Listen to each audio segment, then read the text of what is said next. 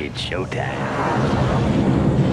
Let me tell you a little bit about the history of this movie. So Tim Burton was having a fairly interesting decade in the 80s so far. He'd already been fired by Disney, in their words, for using their money to make things which were decidedly not kiddie-friendly, which was his original Frankenweenie. He then got picked personally by Paul Rubens to make a movie Chris doesn't like, Pee-wee's Big Adventure. So after Pee-wee's Big Adventure is a big success on its budget, he starts developing his dream project with Sam Hamm, which is the Batman movie. And Warner Brothers are like, yeah, here's a lot of money to develop a script. But Warners are not interested in making that movie. So he's looking for a new project at this point, and he can't find anything for a while. And then David Geffen puts a script in front of him entitled Beetlejuice. And by all accounts, David Geffen lost his shit with Tim Burton. David Geffen loved Tim Burton. He said the minute he walked into the office, he was wearing this ripped black jumper. He had his hair all sort of too mad. He looked a lot like Alex Zane, and and he loved him until Tim Burton went, so for Beetlejuice, I really, really want Sammy Davis Jr. Yeah. Why wouldn't you want Sammy Davis Jr.? I mean, yeah. One of the most talented men that have ever lived. I just think, I don't know, maybe it's because I love Keaton in this and it's always that thing of sort of reversioning history, but...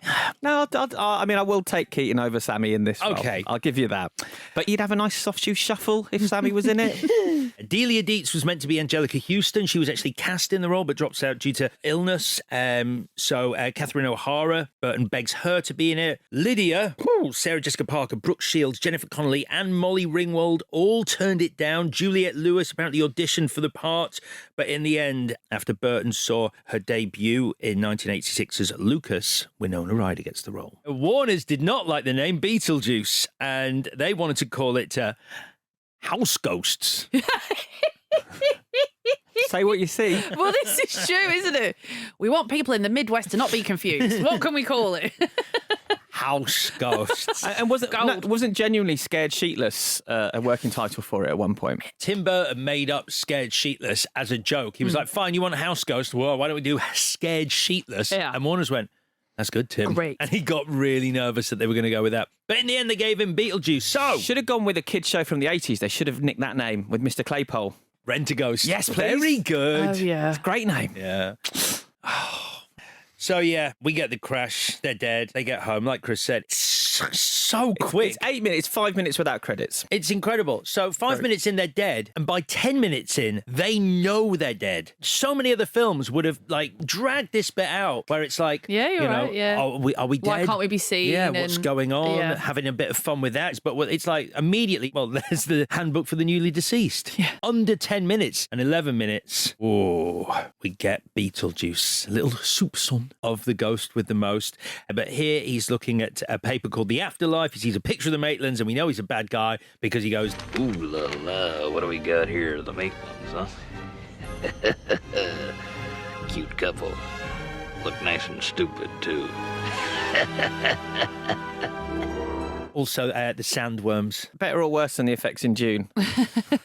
If you really ask me, I think better. So there was $1 million of a $50 million budget assigned to VFX on this movie. And so that's why Burton decided to go old school, stop motion, in-camera effects. And I watched this, and because it feels like an aesthetic choice Yes. rather than a budgetary reason, it makes the film timeless. It fits with the look of the rest of the film. And so He's embraced computer-generated effects in a way that I don't like, Tim Burton. And I remember reading it ages ago, him saying he's slightly embarrassed by some of the effects in here. And it's like, no, this is one of the was reasons good. we love Yeah. you and we love this is because you're doing this. It gives us a feeling that CG sometimes doesn't, that Alice in Wonderland does not give me. Yeah. 100%. There's a really great line here where Charles says to Lydia, we'll build you a dark room. My whole life is a dark room. One big, dark room. Thoughts on Winona Ryder in this? Sometimes I think she's brilliant. Sometimes I find her quite annoying. It's almost too theatrical, and so I don't like the character. And I think, oh, actually, no, she's actually in mourning for the death of her mum. That's why this is happening. That's why she's wearing black. And so she's got every right to be like this. But I do think it's funny that she kind of became a role model for young people who became goths. And yet Tim Burton's really poking fun at her character later in the film, where she's reading poetry by listening to opera. And it's so over the top. But I think it's funny that people sort of model themselves after her when he's taking the piss. Yeah. I mean, I think the line for me where I was like, I'm totally sold on you because that line shouldn't work and it should make me hate the character because if I heard it in real life, I'd be like, I hate you, is where she goes, Well, how is it that you see us and nobody else can? Well, I read through that handbook for the recently deceased. It says, live people ignore the strange and unusual. I myself am strange and unusual. and she pulls it off. Yes, and at that point, I'm sold on Lydia. Yeah. According to Michael Keaton, the Beetlejuice character was described to him by Tim Burton as having lived in every time period, but no time period. Helpful. Yep. He is an actor's director. So Burton encouraged Keaton to improvise in this film, and holy shit, if you read the script, so much of what Keaton says is improvised, and indeed everything brilliant that Beetlejuice says is all Keaton. My wife and I would like to ask you a couple of questions. Sure. Go ahead, shoot. Well, for instance, what are your qualifications? Well, I attended Juilliard. I'm a graduate of the Harvard Business School. I travel quite extensively. I lived through the Black Plague, and I had a pretty good time during that. I've seen The Exorcist about 167 times, and it keeps getting funnier every single time I see it. Not to mention the fact that you're talking to a dead guy. Now, what do you think? You think I'm qualified? He called it rave acting. He says you'd rage for 12 to 14 hours, then you'd go home tired and beat and exhausted. It was pretty damn cathartic. It's a performance so lacking in vanity is what I like about that's it. Like, true. he really makes himself disgusting from the moment one. I believe him hocking up a spit in his pocket. That was Yeah. improvised. It's like, who puts that on screen? Yeah. Like, That's the thing. You always think, he's a movie. Well, he wasn't a big star then, was he? But he became a big star really quickly. And you don't want to make yourself look unattractive. That's your whole stock in trade, and he does. And that is very impressive. Do you take this woman to be your wedded wife?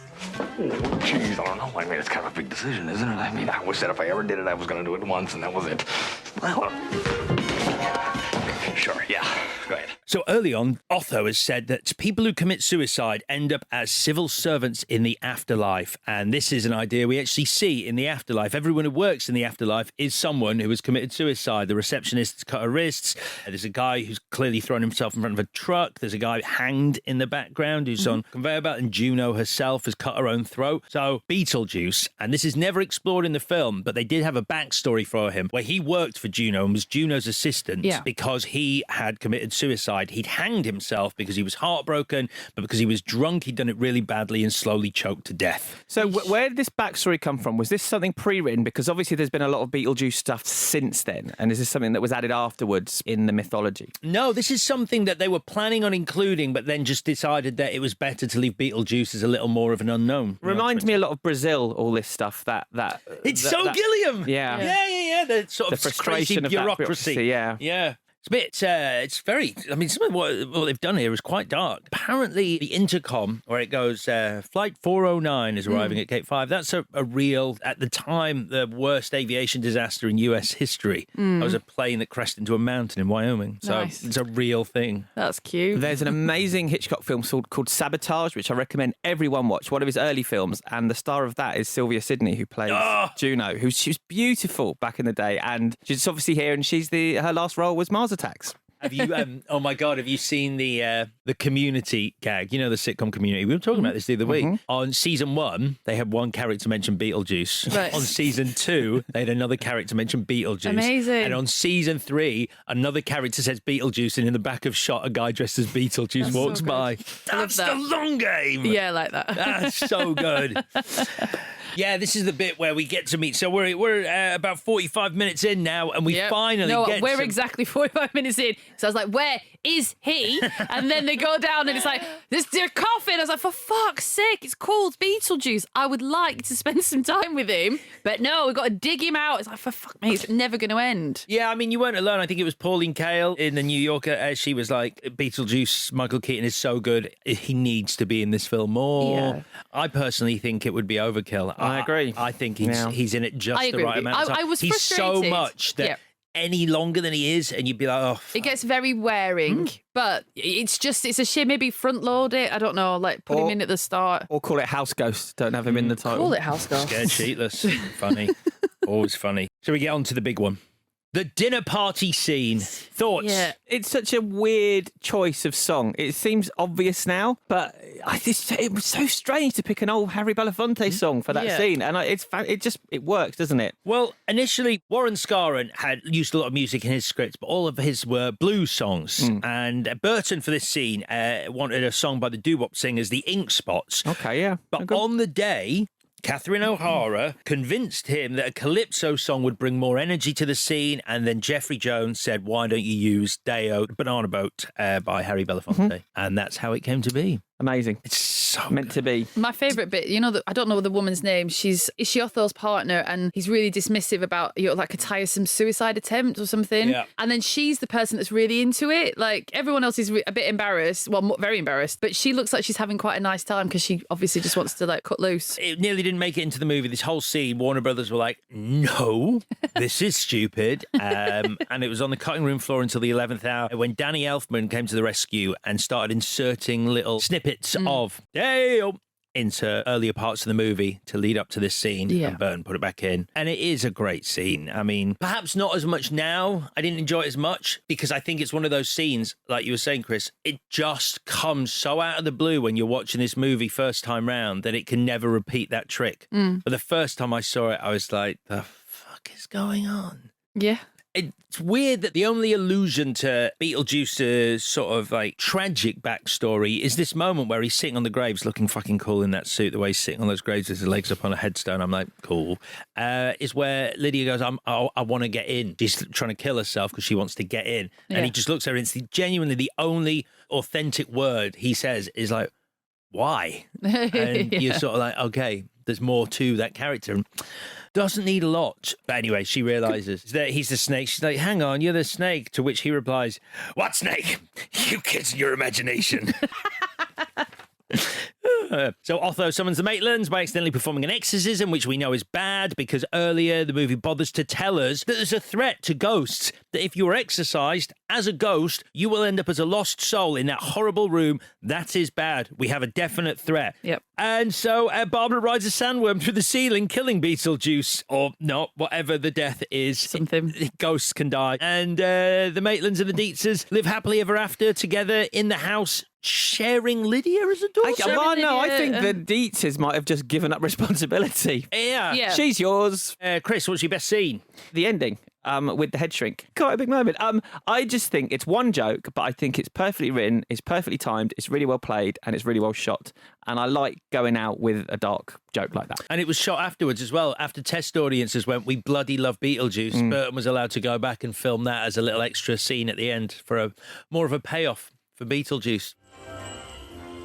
Oh, hey, what are you doing? Hey, stop it! Hey, you're messing up here! Come on! Whoa! Whoa! Stop it! Whoa! Hey, this might be a good look for me.